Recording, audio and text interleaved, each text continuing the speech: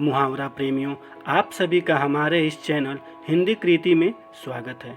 आज के इस वीडियो में हम जानेंगे अंधों में काना राजा मुहावरे का अर्थ और वाक्य प्रयोग। तो आइए वीडियो को शुरू करते हैं। मुहावरा अंधों में काना राजा का अर्थ क्या होता है? इस मुहावरे का अर्थ जहाँ गुणवान व्यक्ति न हो वहाँ थोड़े गुण वाला ही सम्मान पा जाता है। मूर्खों के बीच कम पढ़ा लिखा व्यक्ति अथवा मूर्खों में थोड़ा समझदार व्यक्ति। आइए अब जानते हैं अंधों में काना राजा मुहावरे का व्याख्या। अंधों में काना राजा यह हिंदी भाषा में प्रयुक्त होने वाला एक लोकप्रिय मुहावरा है। इस मुहावरे का मतलब मूर्खों में थोड़ा समझदार व्यक्ति अथवा मूर्खों के बीच कम पढ़ा लिखा व्यक्ति होता है।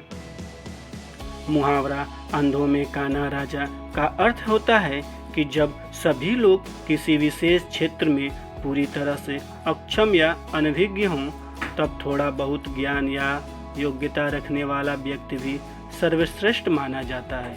यह मुहावरा यह दर्शाता है कि जब किसी समूह में कोई भी योग्य या सक्षम न हो, तो उस समूह में थोड़ी सी योग्यता रखने वाला व्यक्ति भी उच्च स्थान पर होता है। इस मुहावरे का प्रयोग तब किया जाता है जब किसी ऐसे व्यक्ति की स्थिति को दर्शाना हो जो सामान्य परिस्थितियों में विशेष योग्य नहीं माना जाएगा, लेकिन विशेष परिस्थिति में वह श्रेष्ठ प्रतीत होता है क्योंकि बाकियों में कोई भी योग्य नहीं है।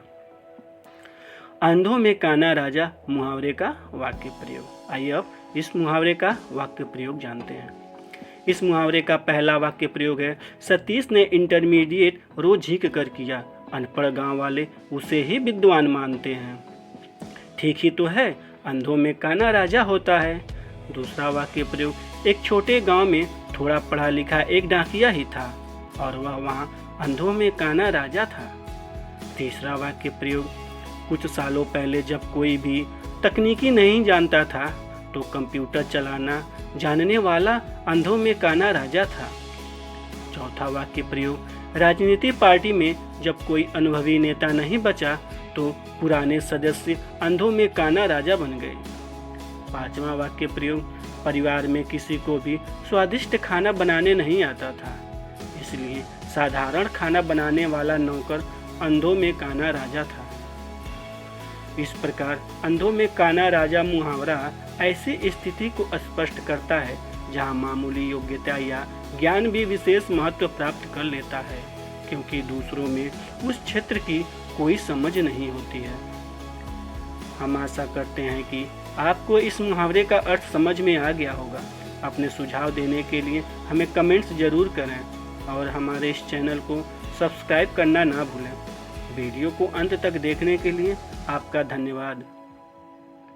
आपका दिन शुभ हो।